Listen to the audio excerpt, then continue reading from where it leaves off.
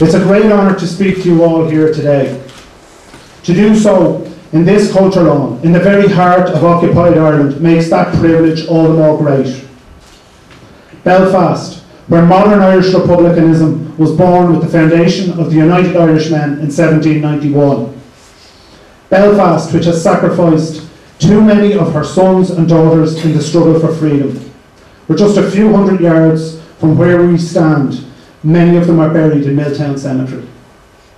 For the generations who have laid down their lives before us, and for the generations to come after us, we assemble here today. Belfast is also home to hundreds of thousands of Protestants. And it would be remiss of us in Ireland not to use this opportunity of our first Ard Fheis in Belfast to address the 1 million Irish Protestants. The 1916 proclamation recognised the divisions that have been carefully fostered by an alien government to divide a minority from a majority. And we recognise that today, the enemies of Ireland and of socialism continue to sow false religious and racial divisions between the peoples of this country. We in Ireland reject sectarianism and racism in all of its forms and from whatever quarter it emanates. We aim to unite workers, not on the basis of religion, but on the basis of their class. And as a Socialist Republican Party, we reject imperialism. And for this we will make no apology. But let nobody seek to portray our righteous opposition to British rule in Ireland as being based on or linked to sectarianism, because it is not. Back in 2006, when Ireland was formed, the so-called Celtic Tiger was in full flight. It was an apparently unstoppable economic powerhouse, which we were told would bring prosperity to all.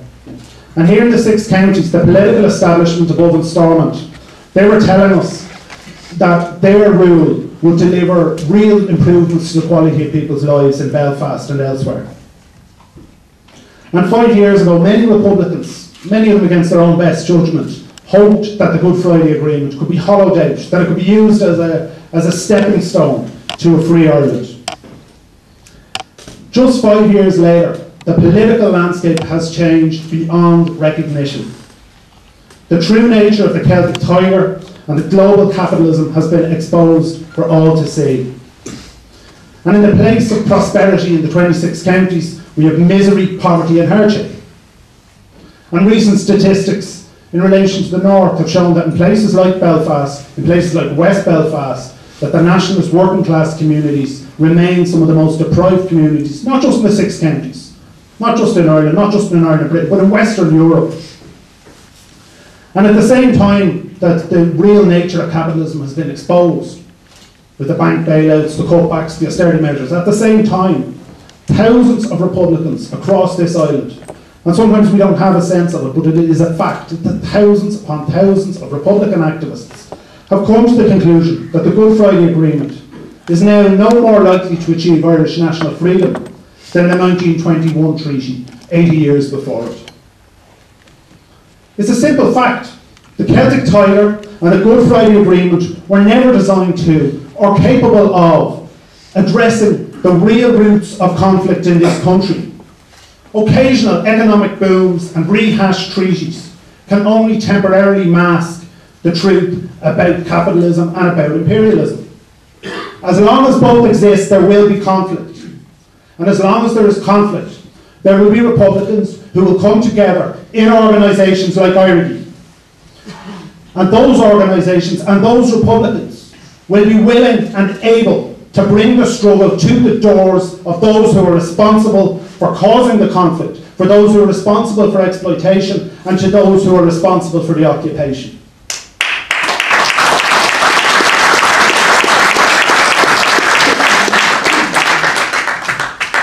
The last 5 years have demonstrated how a political and landscape is not something that is stagnant. It is constantly changing. 5 years ago, nobody would believe you if you told them that the banks would collapse and that we, the taxpayers, north and south, would be forced to pay for the bank bailout, or that our kids would get substandard education, or that we wouldn't be able to access healthcare because the entire banking system collapsed. Nobody would have believed it, but it's come to pass. What it shows us is that Politics and economies are constantly changing, they are constantly evolving. And history shows us another thing, that people can shape that change. Even relatively small groups of people, when they come together, when they are organised, when they are committed, when they are disciplined, they can shape change in the direction that they want it to go. Society is changing anyway. We need to decide, and we have decided, that we are going to shape that change. We are going to bring that change in the direction we want it to go. And that understanding of the constant change of society was right at the core of our decision to establish IRD 5 years ago.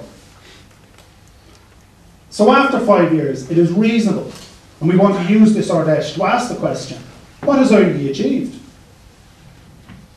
It's a reasonable question. What progress has IRD made? From the outset, we placed great importance on the idea of developing a solid foundation. We believe if you build the solid foundation, on top of that solid foundation, you will build a broader revolutionary project. And our history, Ireland's history, has been defined by radical and revolutionary organisations which failed to develop those foundations. Our history is littered with rebels who rebelled too soon, with patriots who stuck their head above the parapet just long enough to get their heads chopped off, with political parties, with underground armies, with political movements who went on the offensive before they had the defensive secured. And they were rewarded with disappointment, defeat, and in many cases death. We're determined not to make that mistake. We're determined to put in place that solid foundation, and upon that solid foundation to build the type of revolutionary project that can make real progress.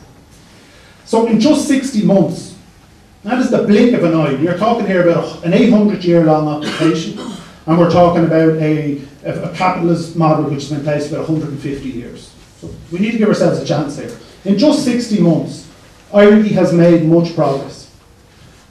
The party name is rapidly becoming a household name, synonymous with revolutionary republicanism, with street politics and direct actions. We have brought a new energy to republicanism, and what that has done is created a rallying point for Republicans the length and breadth of this country. Look at the people around us here, between our members and supporters. Would not have been thinkable 4 years ago, 3 years ago. Progress is being made, and we are providing that rallying point for the thousands of Republicans that are out there looking for a vehicle to support, looking for a new organisation which they believe can achieve the objectives. And to talk about those activists, what we have succeeded in doing is developing a collective experience, a collective understanding of struggle. In this room here, there are hundreds of years, looking at some of the people, possibly thousands of years, of experience of all forms of struggle. In this room there are people who understand armed struggle and unarmed struggle. People who understand elections, people who understand and know how to run campaigns, direct actions, a whole range of political and organisational skills are in this room. Hundreds of years of collective experience. And that is just in this room. And we have succeeded in bringing those people together under the IRD umbrella. And despite the differences of age, of background, of geography and of history, our activists have succeeded in collectively developing an ideological platform. What does that mean? It's a set of ideas we all agree on, a view of the world that we all agree on. And it isn't just about putting the Brits out of Ireland. That's the easy part for us. We can all agree on that. We have also agreed the nature of the Ireland we want to see emerge once the British have left. And that is something that many other Republican organisations, some of whom are decades, and in one case at least a century old, have never been able to do. They have never been able to bring together that ideological cohesion, to have a set of ideas that includes not just the national question, but also the social and economic. In Dublin and Belfast in particular, and that's not to take away from the great work that has been done in Uri, Sligo, Donegal, and Wicklow and Cork and other areas, but in Dublin and Belfast in particular, IRD has succeeded in developing credible concentrations of party members and supporters. And this is important not because Dublin and Belfast are the two biggest population centres, but because those two cities represent the political, the economic, the transportation and communication nerve centres of these two states. And anyone who's serious about creating the conditions for a revolution in this country must build in those two cities. You must build the two bases, two substantial support bases within those cities. And we are well on the road to doing that. But Ireland's decision-making process isn't just a carbon copy of previous Republican organisations. We have created a unique way that we come to our decisions. Every member of our party has a vote. And that, in theory, will significantly decrease the chances of any leadership taking a party in a direction that the party doesn't want to go. And that's the type of democracy we want to see in the new Ireland we want to create. So 5 years on, IRIGI has the people, the ideology, the organisation, the structures, strategy and tactics to make significant advances in the coming years. By any objective measure, we have built our solid foundation. And for all that has been achieved to date, I want to pay tribute to our membership and our supporters for all that they've given, the time, the energy and the money that people have given over the last 5 years to bring us to this point. The first phase of our revolutionary project is now complete. And that's just as well, because we're going to need those solid foundations. This morning, our Ardèche mandated the party to run candidates in the upcoming local elections in Belfast. And we took this historic decision because we believe the time is right for a new voice to emerge to represent the working class across Belfast in particular, but across the 6 counties. We believe that contesting those elections will bring us closer to our revolutionary objective. And in the longer term, we need to look over the next 10 years of struggle. And this is going to be a very important 10 years because it will have a series of centenary anniversaries.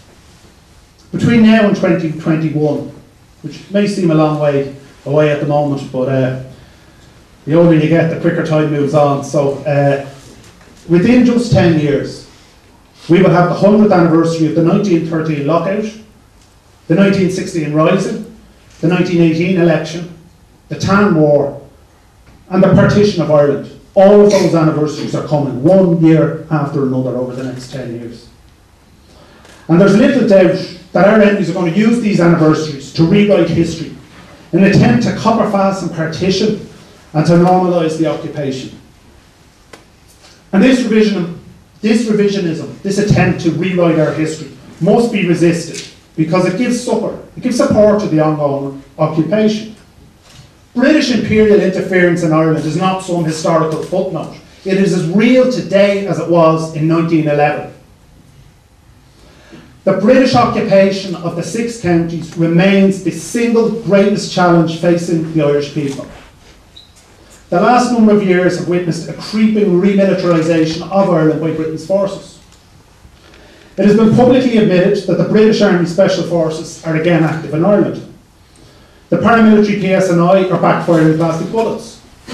The harassment of Republicans has become routine. Hundreds of MI5 agents continue their nefarious work. And in the jails, political prisoners are once again disgracefully being denied their fundamental rights as political prisoners. So, for this next 10 years, this decade of commemoration, we have a duty, and nothing short of a duty, to ensure that these anniversaries are marked not only by formal commemoration, but also by a resurgence of the demand for national freedom. We must seek to attain the unattainable. We must seek to achieve the unachievable. We must seek to create a great wave of resistance that will overwhelm British rule in Ireland and break the chains of occupation. And in this, we must be willing to replicate both the actions and the sacrifices of those who fought for Irish freedom 100 years ago.